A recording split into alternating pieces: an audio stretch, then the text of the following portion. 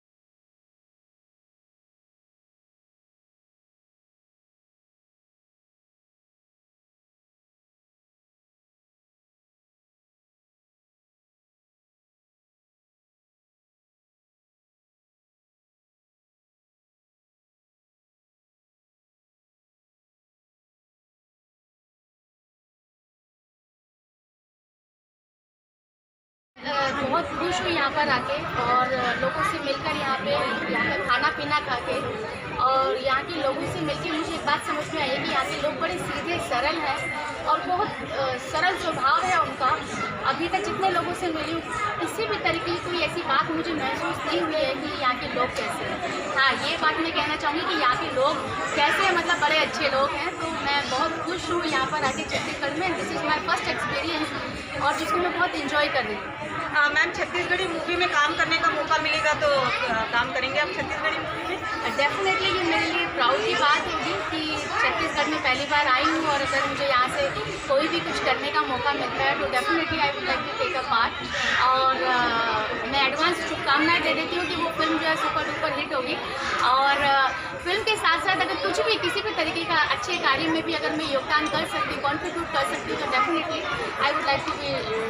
Ma'am, काफ़ी बच्चे आज यहाँ पे पार्टिसिपेट कर रहे हैं, काफ़ी बच्चे जीतेंगे भी और काफ़ी बच्चे नहीं भी जीतेंगे, तो ऐसे बच्चों को क्या प्रोत्साहन देंगे कि अगर जो जीतते भी नहीं है तो कैसे अपना मनोबल बढ़ाते हैं? देखिए, जीत और हार ज़िंदगी की बात है और मैं ऐसा मानती हूँ कि जो इंसान आज रिजेक्ट होता है कल वो विनर बनता है।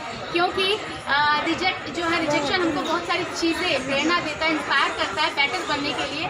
तो जो लोग नहीं जीतेंगे उनको नेक्स्ट ईयर के लिए रेडी होना पड़ेगा और आई एम श्योर कि वो अगली बार बहुत ज़्यादा बेटर बन के आएंगे और मे बी वो विनर के साथ साथ टॉप लेवल पे आ जाएं। और जो लोग जीतते हैं उनके लिए शुभकामनाएं हैं और जो जीतते हैं उनको भी ज़्यादा एक्साइटेड नहीं होना चाहिए, क्योंकि जीत के बाद एक दूसरा स्टेप आता है कि और बेस्ट करके दिखाना है। तो दोनों के लिए सेम रूल्स अप्लाई है कि अगर आप हारे तो नेक्स्ट ईयर के लिए अप्लाई करें और अगर आप जीतते हैं तो नेक्स्ट ईयर के लिए फिर से और बेटर के लिए अप्लाई करें। हाँ मैम, कभी ऐसा अनुभव हो रहा है कि आप भी कभी जीते ना हो लाइफ में? भगवान की कृपा से हम सो ब्लेस्ड, आज तक ऐसा हुआ नहीं है। एजुकेशन में मैं बहुत अच्छी रही हूँ, जिस कंपटीशन में मैंने हिस्सा लिया है हमेशा फर्स्ट आई हूँ। एजुकेशन में बहुत अच्छी थी, फिल्म इंडस्ट्री का हिस्सा बनना चाहती थी। यस, मैंने सलमान जी के साथ मेरे काम करने की इच्छा थी, तो पहला ही सीन मैंने ले डाला तो मेरा आत्मविश्वास, सेल्फ कॉन्फिडेंस इतना ज़्यादा है कि जो ज़िंदगी में करना चाहती हूँ उसको प्रॉपर तरीके से डेडिकेशन के साथ करती हूँ एंड यस, मैं उसको अचीव भी करती हूँ। और भगवान ना करे मेरी ज़िंदगी में ऐसा दिन आए कि कहीं पर रिजेक्शन की बात हो, अगर कभी होगा भी तो डेफिनेटली मैं उसको ऐसे चैलेंज के हिसाब से एक्सेप्ट करूँगी और उसके लिए बेटर तैयारी करूँगी। सोनी मैडम के लिए आप क्या बोलेंगे जो इतने टैलेंट को छत्तीसगढ़ में उभा रही हैं, लगातार सालों से कार्य कर रही हैं? सोनी मैम के लिए हम 2 शब्द सुनना चाहेंगे। देखिए, Kavita Soni ji she such a nice person, सबसे पहली बात, और वो बहुत छोटी सी और बहुत बड़ी मेहनत के साथ ये कोशिश कर रही है और मैं इनको बहुत ऑल द बेस्ट कहना चाहती हूँ कि छोटे से शहर में आप इस तरीके से जो प्रोग्राम ऑर्गेनाइज करते हैं तो वो भी अपने आप में बहुत बड़ी बात होती है। तो कहीं ना कहीं ये बच्चों को मोटिवेट करने वाली बात है। बहुत सारे बच्चे टैलेंटेड होते हैं बट अनफॉर्चुनेटली वो अपना टैलेंट कहीं दिखा नहीं पाते हैं। तो इस तरीके के जब प्लेटफॉर्म प्रोग्राम ऑर्गेनाइज किए जाते हैं तो उनके थ्रू कहीं ना कहीं बच्चे अपने टैलेंट दिखाते हैं, कहीं ना कहीं उनके अंदर कॉन्फिडेंस लेवल बढ़ता है। तो मैं सारा क्रेडिट कविता जी को, राकेश सोनी जी को बधाई देना चाहती हूँ। और as you know she as a social worker also, तो दोनों काम के लिए मैं इनको बहुत बधाई देना चाहती हूँ और मैं चाहती हूँ कि बहुत अच्छा काम करे, नाम करे, टैलेंट को ऐसे निकालती रहे और हमारे देश की जो बच्चे हैं वो आगे लाइफ में ऐसे ही बढ़ते हैं। मैम, क्या आप पहले से सोचे थे कि सलमान खान जी के साथ आपको ये फिल्म मिलेगी? नहीं, मैंने सोचा नहीं था, बस मेरी तो ख्वाहिश इतनी सी थी कि मुझे सलमान जी से मिलना है। फिर हमने सोचा जब मिलना ही है तो साथ में काम क्यों ना किया जाए। तो हमने सोचा काम से अच्छा कुछ नहीं तो पहले आप उसके साथ मिलने से पहले काम करने की इच्छा रखें, क्योंकि जब आप काम के थ्रू मिलते हैं तो आपकी भी बात अलग होती है और आपके काम की भी तारीफ होती है। तो उनसे मिलने के लिए मैंने ये काम किया और देखिए भगवान की कृपा से 20 दिसंबर को ये फिल्म रिलीज़ हुई थी, जो मेरे बर्थडे पर रिलीज़ होती है। पहले ही सीन मेरा रख दिया गया था और मेरे काम को काफ़ी तारीफ की मिली। हालांकि मैंने बहुत सारे प्रोजेक्ट किए हैं, जैसे कि यमला पगला दीवाना, फिर से वन डे, बहुत सारे एल्बम्स किए हैं मैंने। लेकिन सच बताऊं तो दबंग 3 एक मेरे करियर के लिए एक ऐसी फिल्म है जहाँ पर भी मैं जाती हूँ तो लोग मुझे ऐसे दबंग 3 की एक्ट्रेस के नाम से जानते हैं। दबंग 3 में आपका क्या रोल है मैडम? दबंग 3 में वो रोल है जो उस वक्त आप कर रहे हैं रिपोर्टर।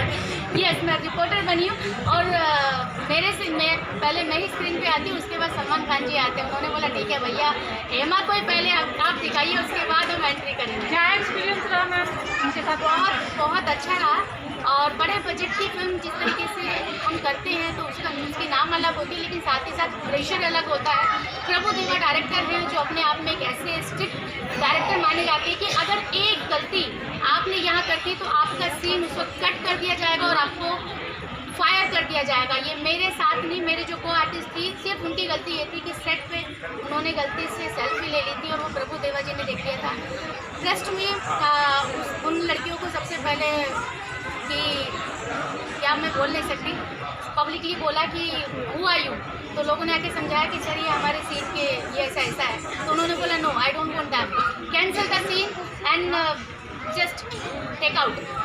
तो इतने बड़े जब आप प्रोडक्शन में काम करते हैं तो बहुत रूल्स रेगुलेशंस होते हैं, बहुत प्रेशर होता है कि आपको लाइन अगर आपने सही से नहीं बोली तो कब आपको डायरेक्टर क्या बोल दे आपको नहीं पता। तो आपको रेडी होना है अपनी इंसल्ट, अपना रिजेक्शन एक्सेप्ट करने के लिए, वो भी पब्लिकली।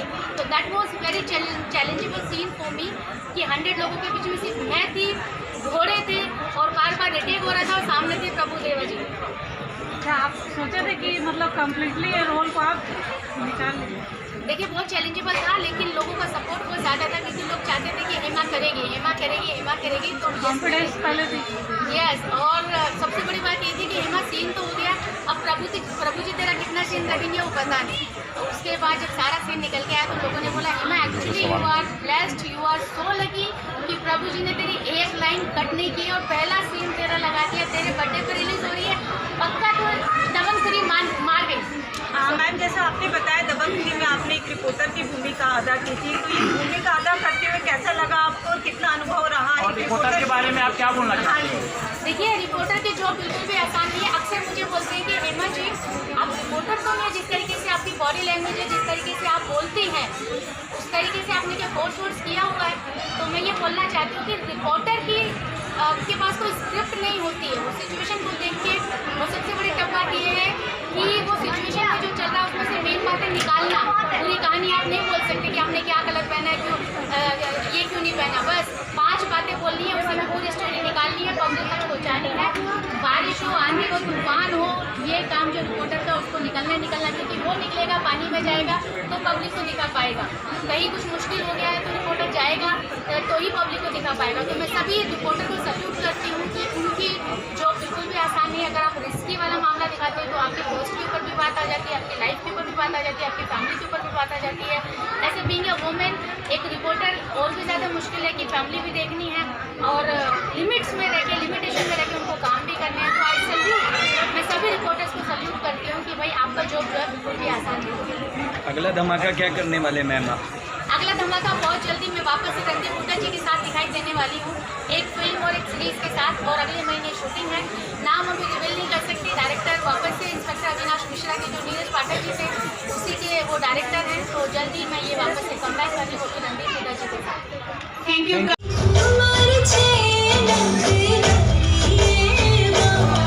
जो टोकन नंबर 4040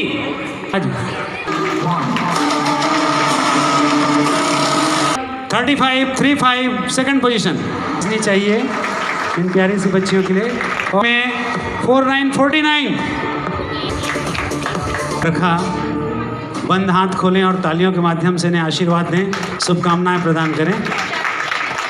थैंक यू। इसके बाद ग्रुप बी डांस।